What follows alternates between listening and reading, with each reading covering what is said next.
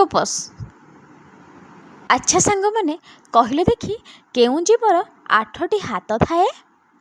ଏମିତି କେଉଁ ଜୀବ ଅଛି ଯାହାର କି 8ଟି ହାତ ଥାଏ? Option A octopus, option B ଓଟ, ଅପସନ୍ ସି ବାଘ, ଅପସନ୍ ଡି ହରିଣ। ତ ୟାର ସଠିକ୍ ଉତ୍ତରଟି ହେଉଛି କ'ଣ ନା ଅପସନ୍ ଏ ଅକ୍ଟୋପସ୍। ତ ଅକ୍ଟୋପସ୍ର 8ଟି ହାତ ଥାଏ। ବୁଝିହେଲା? ଚାଲନ୍ତୁ ପରବର୍ତ୍ତୀ ପ୍ରଶ୍ନଟି ଆଲୋଚନା କରିବା। 2 ନମ୍ବର ପ୍ରଶ୍ନଟି ହେଉଛି କେଉଁ ଜୀବ ନିଜ ଶିକାରକୁ ଶବ୍ଦ ତରଙ୍ଗରେ ଖୋଜେ? ଏମିତି କେଉଁ ଜୀବ ଯିଏକି ନିଜର ଶିକାରକୁ ଶବ୍ଦ ତରଙ୍ଗରେ ଖୋଜେ? Option A octopus, option B ଓଟ, ଅପସନ୍ ସି ବାଦୁଡ଼ି, ଅପସନ୍ ଡି ହରିଣ। ତ ୟାର ସଠିକ୍ ଉତ୍ତରଟି ହେଉଛି ଅପସନ୍ ସି ବାଦୁଡ଼ି। ତ ବାଦୁଡ଼ି ନିଜର ଶିକାରକୁ ଶବ୍ଦ ତରଙ୍ଗରେ ଖୋଜିଥାଏ। ବୁଝିହେଲା? ଚାଲନ୍ତୁ ପରବର୍ତ୍ତୀ ପ୍ରଶ୍ନଟି ଆଲୋଚନା କରିବା। 3 ନମ୍ବର ପ୍ରଶ୍ନଟି ହେଉଛି କେଉଁଠାରୁ ପ୍ରଜାପତି ସୃଷ୍ଟି ହୋଇଥାଏ? କେଉଁଠାରୁ ପ୍ରଜାପତି ସୃଷ୍ଟି ହୋଇଥାଏ? ଅପସନ୍ ଏ ଝିଣ୍ଟିପିଟି, ଅପସନ୍ ବି କଲିକତରା, ଅପସନ୍ ସି ଅସରପା, ଅପସନ୍ ଡି ସଂବାଳୁଆ। ତ ଏହାର ସଠିକ୍ ଉତ୍ତରଟି ହେଉଛି ଅପସନ୍ ଡି ସଂବାଳୁଆ। ତ ସଂବାଳୁଆ ଠାରୁ ହିଁ କ'ଣ ସୃଷ୍ଟି ହୋଇଥାଏ? ପ୍ରଜାପତି ସୃଷ୍ଟି ହୋଇଥାଏ। ବୁଝିହେଲା? 4 ନମ୍ବର ପ୍ରଶ୍ନଟି ହେଉଛି କେଉଁ ଜୀବଠାରୁ କଙ୍କଡ଼ା ବିଛା ସୃଷ୍ଟି ହୁଏ? କହିଲେ ଦେଖି ସାଙ୍ଗମାନେ କେଉଁ ଜୀବଠାରୁ କଙ୍କଡ଼ା ବିଛା ସୃଷ୍ଟି ହୋଇଥାଏ? ଅପସନ୍ ଏ ଝିଟିପିଟି, ଅପସନ୍ ବି ବେଙ୍ଗ,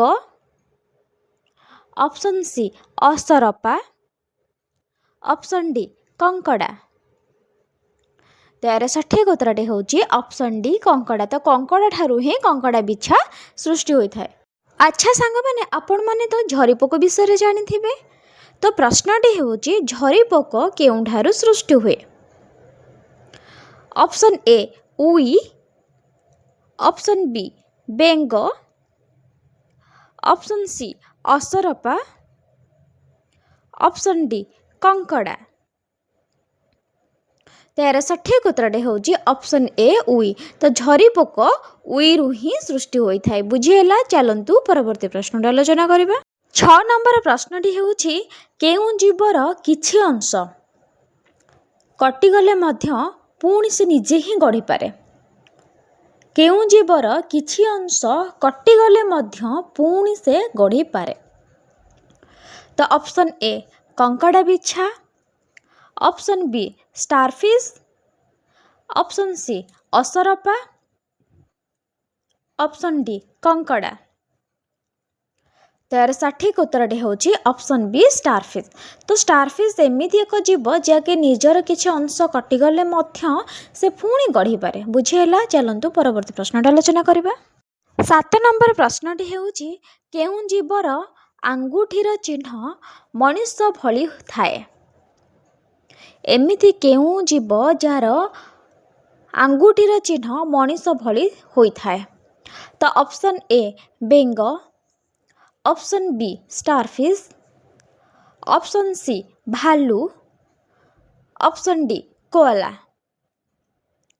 ତ ଏହାର ସଠିକ୍ ଉତ୍ତରଟି ହେଉଛି ଅପସନ୍ ଡି କୋଆଲା।